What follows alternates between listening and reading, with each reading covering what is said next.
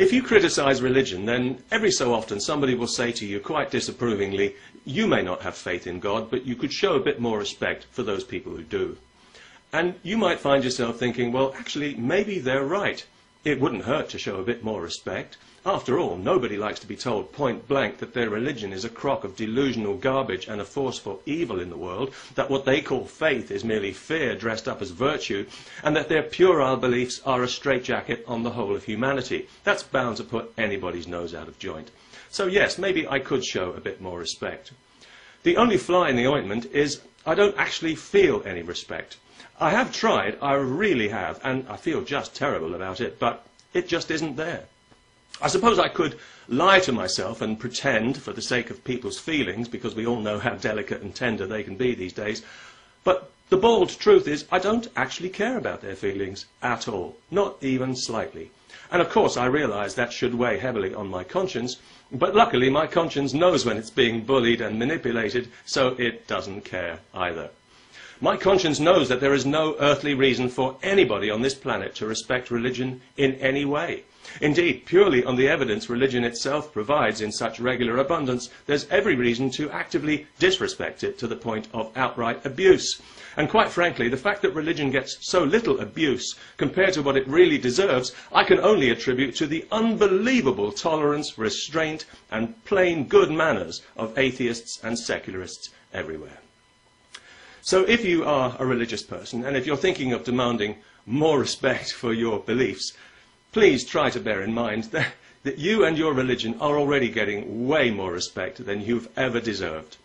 Your faith is a joke. Your God is a joke. He's so absurd, he's an embarrassment even to people who don't believe in him. And he and you still have it all to prove.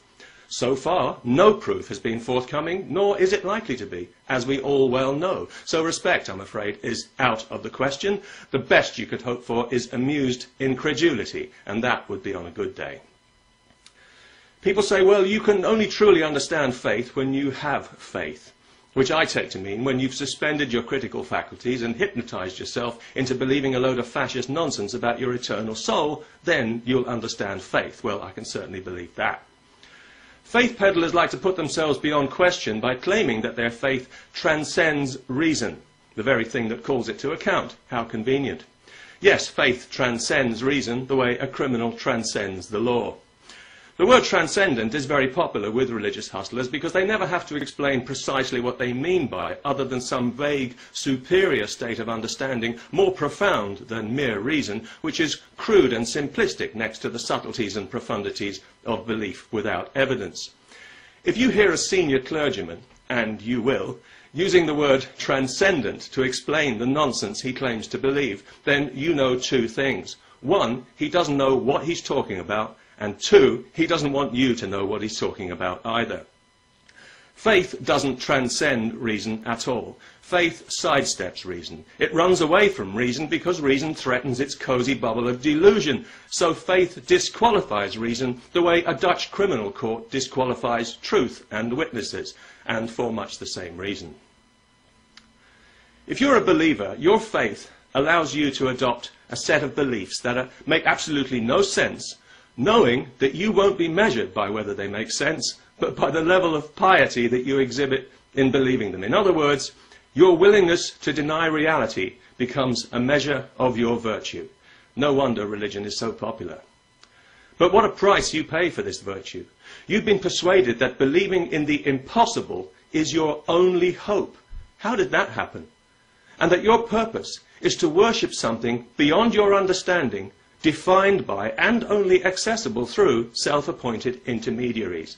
Your thoughts, your words, and your identity are no longer solely yours to decide, but are subject to the approval of those who have assumed authority over you through your faith. The people who've told you that you were born with something wrong with you. Come on, in a state of sin, no less. A condition that can only be cured by complete submission and obedience to them. Surprise, surprise. From the moment you're born to the moment you die. And if all this doesn't exactly flatter your ego, and why should it, don't worry, we can give it a special name to make you feel better and persuade you that you've still got some dignity. Let's call it faith, and let's deem it to be the highest and most noble and profound of all virtues, And let's pretend that it comes from within, when we all know that nothing about your religion is allowed to come from within, because that would give you strength and freedom, the two things your religion wants as far away from you as possible. Faith is the grip that clergy have over you. It's the invisible rope around your neck that pulls you along the road they want you to travel for their benefit, not yours. It's a dead-end word. It's a word of bondage. It's a word that lets you believe what you've been told to believe without feeling that you've been told what to believe, but you have, and you can stop pretending any time you like. It's not a virtue. That's the last thing it is. It's an abdication from reality. It's a dumb act of self-hypnosis. It's a cowardly cop-out. It's gullibility with a halo, and hiding behind it is like pretending to be an invalid. So I don't really understand exactly what it is that I'm supposed to respect. It seems to me I'd need to be some kind of moral contortionist to respect something that noxious, something that depends for its existence on a closed mind, and it is clearly dragging humanity in the wrong direction, giving us false ideas about ourselves and about the nature of reality. I feel if I respected that, I'd be needlessly contributing to the stupidity and ignorance of the human race, and that is one thing that I don't want on my conscience. No offence. Peace.